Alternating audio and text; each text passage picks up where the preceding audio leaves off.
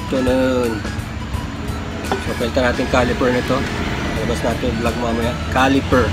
Front brake caliper, naninikit. After 100 kilometers, naninikit. Alam niyo kung bakit? Nagiinit yung baka, tapos namamaga. Namamaga yung mga brake shoes sa harapan na preno, front brake. Yung bakal at saka yung brake pads, namamaga. Umihigpit. Matagal siyang lumamig, no? Kaya kailangan palitan na. Palitan ko isang buo. 500 lang. So, thank you nga pala, Boss Alan, Premium Gear. Sponsor natin ngayon, master artist, Octi de los Santos, cloth artist. Gamit niya mga tela, sitting gallery. Ito sa loob yung mga gawa niya. Octi de los Santos, vlog sponsor, of course, our tires. Konoha Eastside, Boss Ricky tires, and of course Sir Edsel, Coach Edsel sa aking training sa Ride Academy. Pag di kayo marunong magmotor, Ride Academy, 2.5 lang yun, 2.5 with certificate, 8 hours. Matututo kayo dun. Saka gusto nyo supporta ko kayo kung meron din lang akong time. Pag Sunday, punta ako doon just to support you. So, and of course, yung vlog natin na Tagaytay, yung alam niyo yung Buko Pie, yung latest Buko Pie, dami nanonood eh. Wala pang 12 hours yun, parang 3,000 na yata eh. May nagalit, sabi luma na raw yung gimmick. Dami kong binili kasing Buko Pie. Alam niyo kung bakit? Kasi last December nandun ako, no? December 2023. Bili ang Buko Pie. Buko Pie is 210 pesos. Doon sa Tagaytay 210 na. Yes, 210 na. Wala na yung mga 100, no? So, inflation, no? Mataas na. Papalo ko, wah? 100 lang yan, ah. Isa 90 nga lang, eh. Wala. Inflation na, 210. Pero masarap pa rin. Kulets ba yun? Kulets yata yun. O ano man, kahit sino man doon. Tsaka hindi peke, no? Kasi pagka pumunta ka na rito sa syudad, kung nag-crave ka ng Buko Pie, punta ka dyan sa mga bitabs na Buko Pie na hindi naman galing doon. Ano lang siya, parang, alam mo yun, isang pie, pero isang maliit lang na buko ang nasa gitna. Para lang matawag na Buko Pie, no? So nakakaasar. Kaya sinabi ko dun sa vlog na yun, yung sabi ko, parang ampaw. Sabi ko, baka ampaw yan. Ibig sabihin ng ampaw, baka isang strip lang ng Buko Pie ang nandyan. Wala marami, no? So, ang kwento kasi nun, ganito yun. Hindi ko naman bibilin lahat yon. Siguro mga 3 Buko Pie, tsaka maraming candy. Hindi ko naman bibilin lahat yun. Hindi ako, nakakaluwag na masaya, no? Hindi ako masaya. Kasi galing ako sa, galing ako sa munisipyo. Kasi nagdi-deal nga ako ng lupa ng Tagaytay. Naintindihan nyo, nagdi-deal ako ng lupa ng Tagaytay. So, syempre, habang nandun ako, na-excite ako kasi natututo ko. At the same time, malaki naman yung commission dun sa lupa. Malaki talaga. Kaya, magandang trabaho yun, magandang business.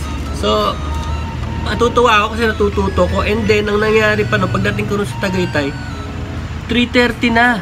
Eh, di ba, ano oras nagsasara yung munisipyo? Di ba, 5 lang? 3:30 na ako dumating. Sabi ko, sayang lang punta ko rito. 3.5 hours ako nagmumotor. Pagdating dun, wala ako abutan. 3:30 na. Di, pagdating dun, ang daming tao. Tapos, yung pala, iba pala concern ng maraming tao na yun. Ang concern pala ng maraming tao na yun is business permit. Eh, hindi naman ako sa business permit. Doon ako sa lupa, di ba? Sa assessor's office, no? Kaya sa tax declaration ng lupa. So, walang tao. So, nagawa ko yung kailangan ko gawin in a matter of 30 minutes. So, tuwan-tuwa ako, lumabas ako. Kaya nung pagdating ko doon, lumabas ako, Sky Ranch, nakita ko yung mga vendor na yun. No? Tinulungan nila ako magpicture doon sa, sa rebulto ng hand na yun. Tinulungan nila ako. Sabi nila, akin na yung camera mo, sir. Ganyan-ganyan.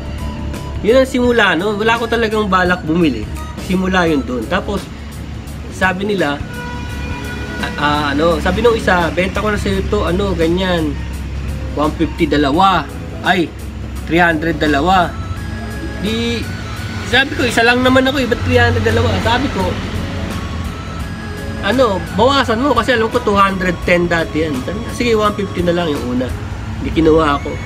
Tapos yung isa dumating, sabi niya, pauwi na raw siya, dalawa na lang daw natira. So sinabi niya, 100 na lang daw.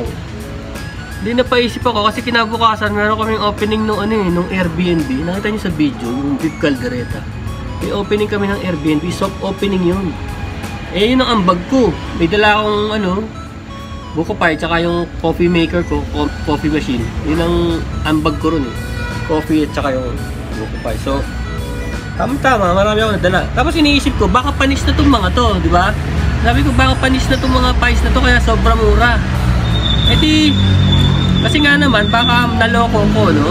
Kasi may nagsabi nga, may nag-comment nga eh. Naloko daw ako, tapos niloloko ko daw sila.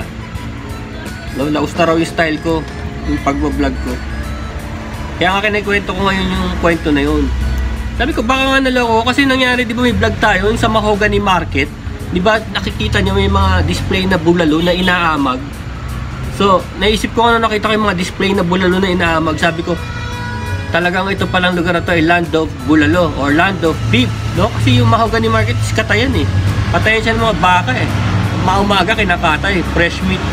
So, sabi ko, talaga palang imbis na magpagawa sila ng plastic na display, kagaya sa mga Chinese restaurant, no? Bulalo talaga, inaamag. Eh, yung pala naman, yung palang bulalo na yun, hinahain pa uli. Minsan, sinerve sa akin yun. Sabi ko siya, pagkagat mo, puro amag. Talagang di na ako bumalik no. Sinumpa ko na yung Mahogany Market mula nun. Panay amag talaga. Sabi mo, naisip nila yun. May mga amag na, pakukuluan lang uli. Akala nila madidisolve yung amag puli hanggang sa loob. Eh, siyempre sa loob-looban yun, nanunuot, di ba? So, that's the, naka-conflicting kasi land of bulalo yun, land of beef, no? Tapos, magsuserve sila ng gano'n, may amag. So, iniisip ko, baka itong mga to, yung nila, yung buko pie, may amag din. Baka may ugali silang ganun, no? Hindi ko naman sa akin lang yun. Baka may ugali silang ganun na one shot, big shot, no? Mahaiyan ka, bahala na si Batman kinabukasan, o bahala na yung reputasyon nila. So, pag uwi sa bahay, tinitigmo ko, okay naman, pasado naman lahat, masarap naman. Hanggang sa tinikmo pa namin dun sa kinabukasan, dun sa Airbnb. Okay naman. Pati mga candy, hindi naman luma, bago pa rin. So, check yun, check mark yun. Di bukas, babalik na naman ako doon. Meron naman akong lalakarin. So, gano'n na naman. Makakita ko na naman sila, bibili na naman ako. Kasi, isipin mo, 100 lang. Tapos, tinanong ko pa nga yung puhunan eh. Magkano ba puhunan yan? 93 daw. 93. So, lumalabas yung binenta sa akin na pauwi na siya. Kumita lang siya sa akin ng 7 pesos. Ayun sa kwento niya. But of course, I don't care, no? Kasi, alam ko 200 yun. Diba? So, yun ang kwento nun. Hindi yun basta-basta bigla-bigla. Kailangan ka mag-uwi ng pasalubong, may lakad ako kinabukasan, gusto ko silang tulungan. So, yun ang kwento. Nagkataon lang, marami nanonood. Eh, marami pa yun. Marami pang karugtong yun. Pati mga biyahe. Checkin ko muna kung anong magandang panoorin. No? Tapos papasok natin. Okay. Thank you. Thank you sa mga sponsors, no? Sa mga mabait nating kaibigan. Tsaka yung gusto pang mag-sponsor, still, no? Madalas naman ako mag-vlog. Every time mababanggit kayo. And then the hashtags. Iano natin yung mga hashtags. No? Okay. Cheers!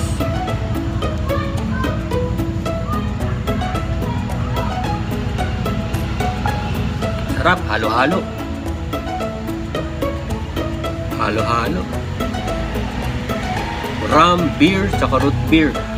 Rum, beer, and soft drink.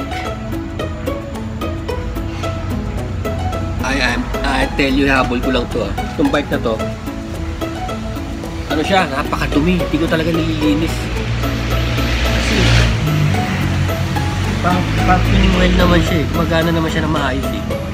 Saka syempre, iniisip ko, pupunta rin ako sa off-road. No? Dahil ako mag-off-road sa Santa Ines, dito sa Timberland, dito sa Barangay Silangan, Sierra Madre. Madalas ako dyan pag tumama dyan yung bike, padumi na naman. Kaya lang minsan pagka kagaya ng Ride Academy, no? Hindi ko nalinis, dumi-dumi. Diyos ko po, naglalawa ng papawis yung makina ng oil. Papawis siya. Papawis siya pero not actually nagpapawas. Hindi siya nagpapawas masyado. Papawis lang yung engine niya, madumi tignan. Siyempre pag nagpawis yun, kakapit yung alikabok. No? So ginawa ko, kakapanood ko na kay Icaralde bike wash. May gumagawa sila ng paintbrush. Ano yung paintbrush?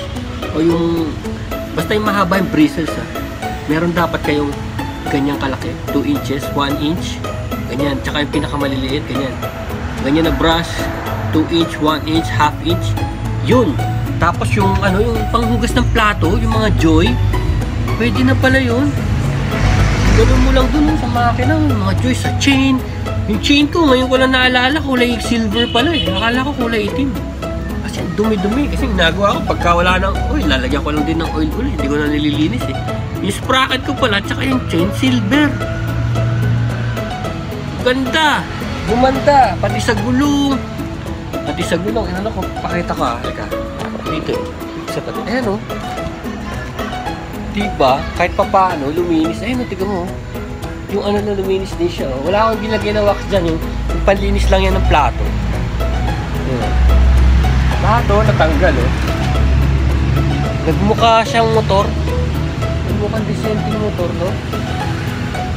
Ito yung bagong caliper, na 500 pesos lang na pinili ko sa Lazada. 500 lang lahat ito. Kasi nga diba sabi ko sa inyo, namamaga, naninikit. Nakakatakot yung naninikit na yun.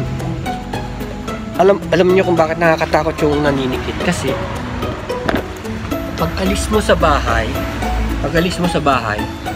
okay na okay yung preno mo. Okay na okay talaga.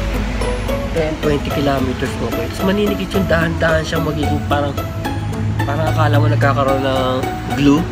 Parang nagugluhan. Tapos, ang solusyon doon is palamigin mo yung bike nang matagal. Hindi pwedeng buhusan mo na siya ng tubig. Hindi siya magdi-disengage sa pagbuhos ng tubig. Kaya yan, bumilaw ng bago, testingin natin yan bukas sa Tagaytay. Dapat yan hindi manikit. No? Yun lang. Kaya hindi maganda yung prenong naninikit, tsaka delikado rin yun. Tsaka yung makina hirap. Kasi tinutulak niya yung motor. Parang naka-preno. Parang naka 10% preno. Nahirapan yung makina. Tapos habang nagda-drag siya na naka-preno, lalo siyang umiinit. Kasi may friction. Umiikot naman yung bike pagka naka-neutral. Pero pag nakahinto ka na ganyan, ginaganon-ganon mo, iikot-ikot mo yung gulong. May friction. Okay.